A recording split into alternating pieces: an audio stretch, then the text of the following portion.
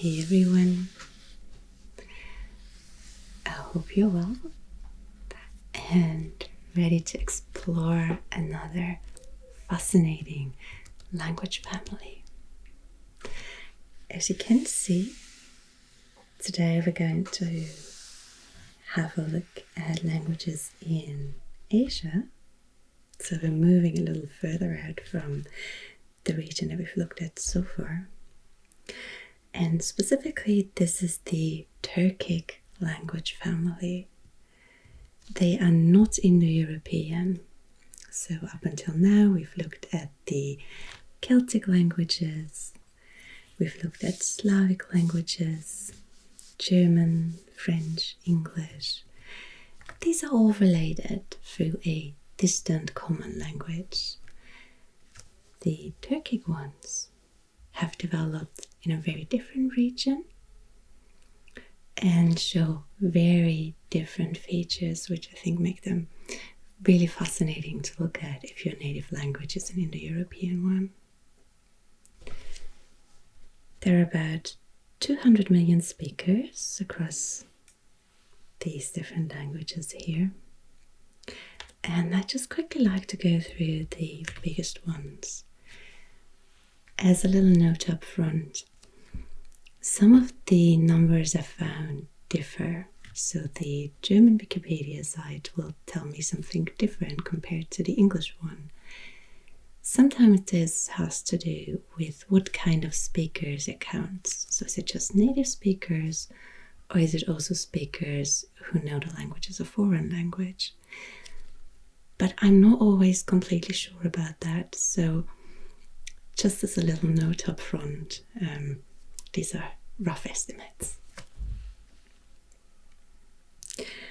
Alright, so like I said, we have about 200 million Turkic speakers, and the largest group can be found over here, specifically with Turkish, which has between 70 and 80 million speakers. Here we have Azerbaijani, also called Azeri, with 30 million. And Uzbek, right here, with 44 million if you count native and foreign language speakers. Only native speakers is about 24 million. This large area here is Kazakh. That counts to about 18 million. In China we have Uighur. Here the German Wikipedia told me it's 10 million speakers, the English one's at 25 million, so quite a large discrepancy that unfortunately I haven't found an explanation for. But we'll just take it as a large number of speakers. Over here we have Turkmen, roughly 10 million, Tatar with 5 to 7 million, and Kyrgyz here in the center with 4.5 million. These are the largest languages. And then you have a couple more with sometimes about 1 million speakers, just under 1 million. But out of these about 40 languages, there also are a couple that really only have a handful of speakers left. And we have to hope that they will be revived, but some are definitely quite endangered. In terms of the larger languages, though, we know that the number of speakers is actually growing, so they are stable at least, if not prospering. It's a very different situation on each end of the spectrum. The larger languages also have official status. Specifically, that is Turkish in Turkey, where it is the national language. Same goes for Azerbaijan and Turkmen, Kazakh, Kyrgyz, and Uzbek. So sort of these Central Asian states here. There's also Tajikistan in here, but Tajik is a Persian language, so not related to the other ones. While not a national language, some of these still have official status in their respective countries, in their respective regions. That goes for Uighur in China, for 9 different languages across Russia, and for this little language here in Uzbekistan, which is Karakalpak. There we go, we have a little corner here next to Tajikistan, Turkmenistan, and Kazakhstan. Alright, so that's a little overview on the languages. Before we go a little more in depth of how you can differentiate between them, I want to quickly give you an idea of what makes them so special. I'm going to swap books and have a look at my old Turkish lecture book.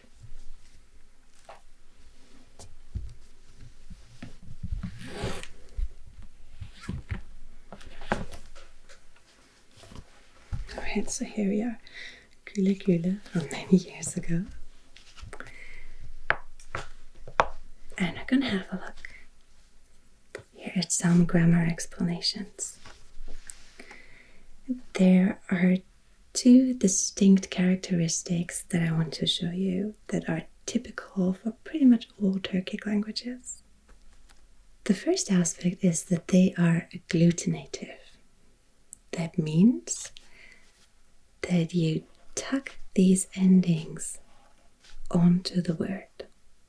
So these are morphemes, all with a specific meaning, and instead of, like say in German or English, putting them as prepositions in front of a word, you tuck them onto the end, you glue them on, hence agglutinative. This here, for example, means I am Czech, so from the Czech Republic.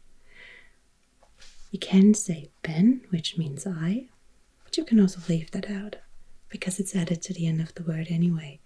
Cekim. If you say, I'm a professor, professorum. It's just here, tucked on to the end. And that way you can basically create an entire sentence, a short one that is, that just seems to consist of one single word. For example, if in English I want to say, I am at home, I start with the subject of the word, which is I. Then I add the verb, I am, the preposition at, and then the object, home. In Turkish, I can start with I, ben, but then I add the object, which would be ev. So just after that, ben, ev. Then I add what would be a preposition at the end, ben evde. And then I add this little bit here, ben evdeyim. Or I just say evdeyim instead of ben evdeyim. So it's one single word all neatly tucked together, and that's agglutinative. If we look at these suffixes, we can see that even though they all mean the same thing, they do take on different forms.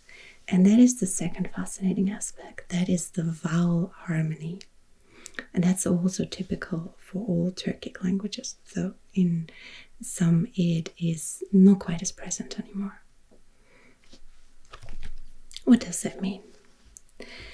Basically, we just look at the last vowel of the root of the phrase. So here, check, there would be an E.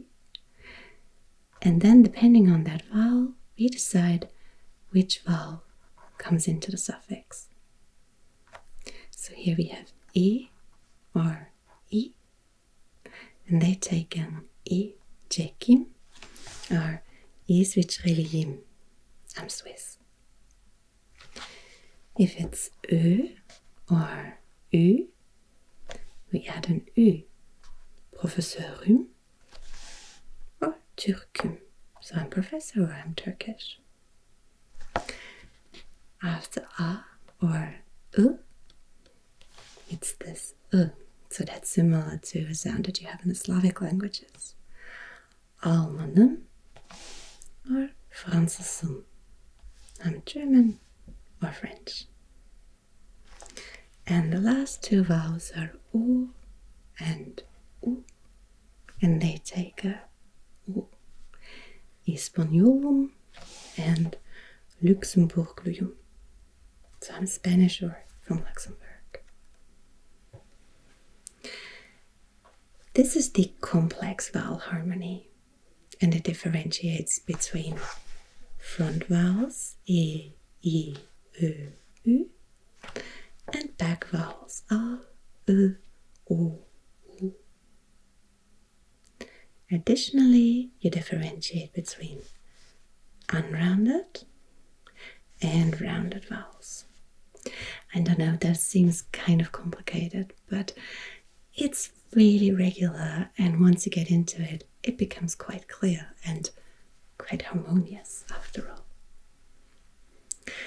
Additionally to the complex vowel harmony, you also have a simple one, which you can see here in the form of they, so third person plural. The plural form is ler or lar. It only takes two different forms, with an E or with an A. And you can also say it's in brackets because Turkish is pretty efficient when it comes to that. If it's clear that it's a plural form, just leave it out. You don't need to add extra suffixes if they're unnecessary. So that's the example for Turkish, but that's something you will find in pretty much all Turkic languages. Additionally, you also don't have a grammatical gender, so it's not like in German where you have to learn der, die, das, or you don't even have to learn er, sie, es. It's just O. So no he, she, it, just one gender, that's all. You also don't have an article, and the word order is subject, object, verb. So the verb goes at the end.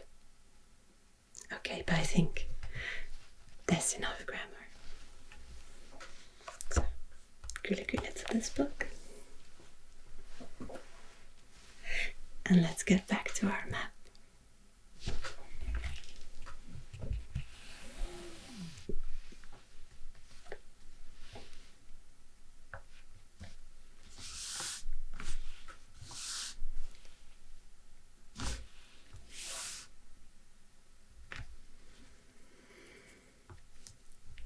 Alright, so there are a couple of interesting points when it comes to this language family that I would like to tell you about.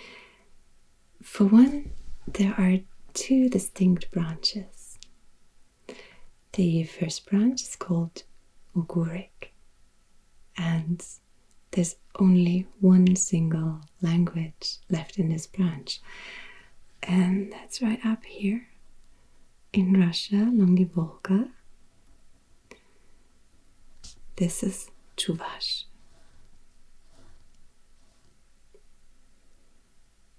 You can see it's one of the smaller languages, both in terms of territory and also a number of speakers, but it has an interesting history. It was probably the first language that moved away from Proto-Turkic, which probably comes from somewhere in this region. So Kazakhstan, Mongolia, northern China. And the people that settled here might have been the Bulgars. So we talked last time about the Bulgarians down here, along the Danube. Historically, in the early Middle Ages, you had Bulgars here along the Danube and also along the Volga. And there is a theory that this old Bulgar language, which was Turkic, today Bulgarians speak a Slavic language, but that this old Bulgar language developed into Tuvan. There might also be a relation to an old Hungarian version, it is assumed that the name Hungary or Hungarians actually was coined by speakers of this language. It probably means something like 10 arrows or 10 tribes, Uighur. It's an exonym for Hungary. The native description or the native name for Hungarians, after all, is Magyar. So you can tell these are two very different words. Right, so that's the Ugurik branch of the family. All other languages together form a branch called Common Turkic. And they are also quite closely related, all in all. Speakers from one branch will usually be able to understand one another with some goodwill and some effort. There's no hard lines between the different subgroups. Some, however, have developed in a bit of a different direction. One of them, for example, again, one of the smaller languages, is Ghalach, which is here in Iran. This is also one of the subforms that branched off quite early. There are, again, maybe 20,000, maybe 40,000 speakers, very different information, but it's one of the smaller languages, we can say that for sure. And this has, on the one hand, been very strongly influenced by Persian. There's some Persian influence on most of these languages, but it's particularly pronounced with Ghalach. But at the same time, since it isolated from the other languages quite early on, it also managed to keep some more archaic forms that the other languages have lost, for example, in terms of vowel qualities. So it's quite a unique variant within the Turkic languages. And another one that, due to its isolated position, has evolved a bit differently is up here in northern Siberia. This is Yakut, with a number of speakers of about 400,000, but more, bit less, depending on where you look, and the related Dolgan. I just said that most of these languages have been influenced by Persian. This is not true for Yakut, as it is quite far removed, as you can see. And the number of speakers for Yakut means that it is still an active language, whereas for Dolgan, the number is quite small, and in a lot of households, it's being replaced by other languages, for example, Russian, as it's easier to communicate across different families. This group here is also a Siberian group, the largest one being Tuvan, with about 200,000 speakers. And maybe you're familiar with Tuva. There's a couple of very cool throat singing bands that come from there. I might link them in the comment section because I quite like them. But that's an aside. If you want to listen to some Tuvan language singing though, that could be a cool way. Right, and then we have 3 groups left. That is the Kipchak languages with Kazakh, Kyrgyz, and Tatar here in Russia. We have the Karluk family with Uighur and Uzbek. So these two are also related quite closely. And Uzbek is one of the exceptions where the vowel harmony is not as pronounced anymore. It is still used in spoken dialects, but in the written form it's lost the vowel harmony, so that is a bit of an exception. Right, and finally the largest group would be the Orkus Group, the one we just looked at, with Turkish. It also includes Azerbaijani and Turkmen. And particularly here, from Turkey to Azerbaijan, also northern Iran, you really have a dialect continuum where the language just sort of slowly changes until you end up with a different variant or a different language.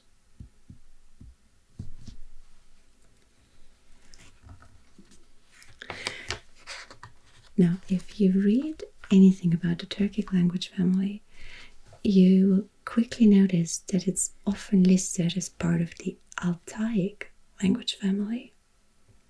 And there's a bit of an oddity. I'll show you. We turn the page.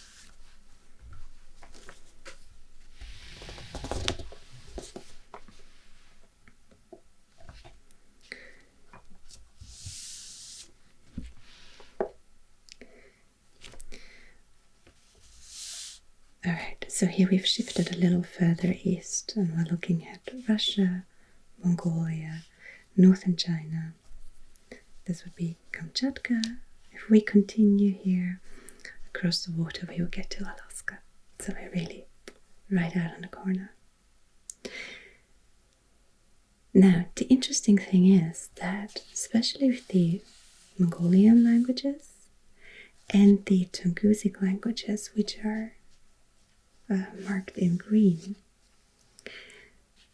we do have certain similarities with the Turkic languages. For one, there's a vowel harmony, there was agglutinative, so in terms of structure, they show a lot of similarities. It's not just in vocabulary, but it goes a bit deeper than that. And of course, if you see the similarities, it's kind of obvious that you would assume that there is a connection there. But the problem is you cannot assume that it is a genetic connection, meaning it is not a given that because certain languages look the same, that they also come from the same ancestor. And with these Altai families, so Tungusic, Turkic, Mongolic, they have proto-versions, so the earlier versions that they were developed from, actually seem to be further apart from one another.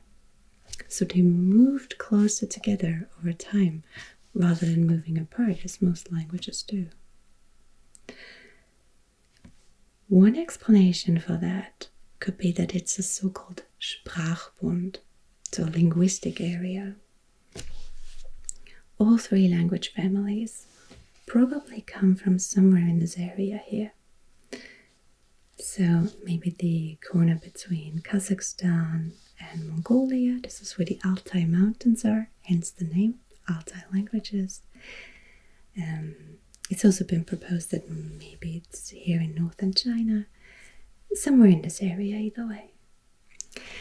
And if these people speaking these three distinct languages stayed there for a long time, and maybe there were also a lot of bilingual speakers, it is well possible that they didn't just borrow vocabulary from one another, but they copied pronunciation, they copied grammatical rules. The languages just started to sound more like one another, and that gives the impression that they are related. But it's just intense borrowing. My impression is that that is the theory that most scientists hold.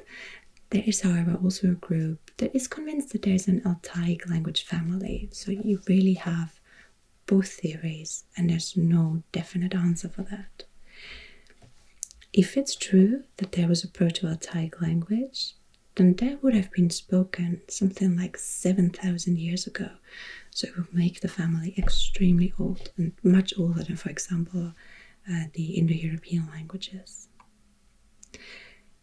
There's also a macro-Altaic theory, which would put Japanese and Korean into the Altaic languages as well.